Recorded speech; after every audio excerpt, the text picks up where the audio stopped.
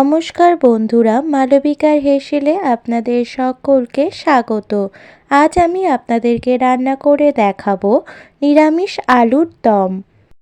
প্রথমেই আমি কড়াইতে রিফাইন্ড অয়েল দিয়ে দিচ্ছি। তেল গরম হয়ে এলে এবার এতে দিয়ে দিতে হবে তেজপাতা, লবঙ্গ, এলাচ, শুকনো লঙ্কা আর দারচিনি। গোটা গরম মশলাগুলোকে একটু ভেজে নেব। এবার এতে আমি দিয়ে দিচ্ছি টমেটো কুচি। এখানে আমি একটা টমেটোকে কুচি করে রেখেছিলাম।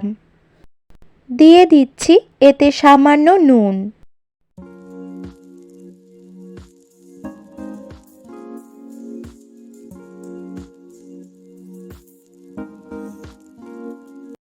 গ্রেট করে রাখা 1 চামচ আদা দিয়ে দিলাম। আদাটা দেওয়ার পর এবার টমেটোটা আর আদাটাকে একসঙ্গে একটু ভেজে নেব। খোসা ছাড়িয়ে সিদ্ধ করে রাখা 1 কিলো ছোট আলু দিলাম। এবার দিচ্ছি 1 চা চামচ হলুদ গুঁড়ো, স্বাদ মতো নুন। ভালো করে আলুর সাথে মিশিয়ে নিচ্ছি।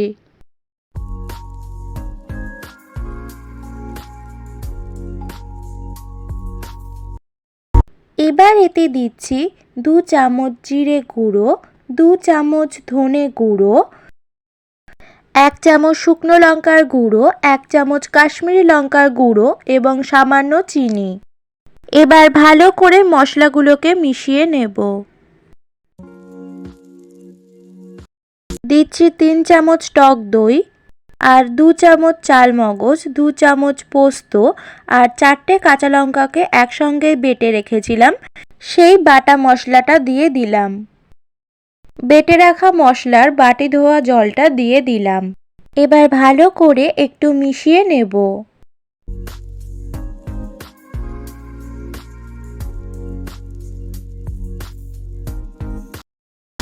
এবার এতে দিয়ে দিচ্ছি মটরশুঁটি।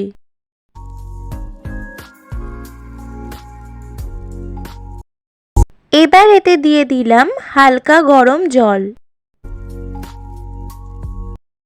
এবার কিছুক্ষণ ঢাকা দিয়ে রাখবো। 5 মিনিট পর ঢাকনা খুলে এবার এতে দিয়ে দিচ্ছি গরম মশলার গুঁড়ো আর 1 চামচ ঘি। একটু ভালো করে মিশিয়ে নিয়ে এবার রান্নাটা নামিয়ে নিতে হবে।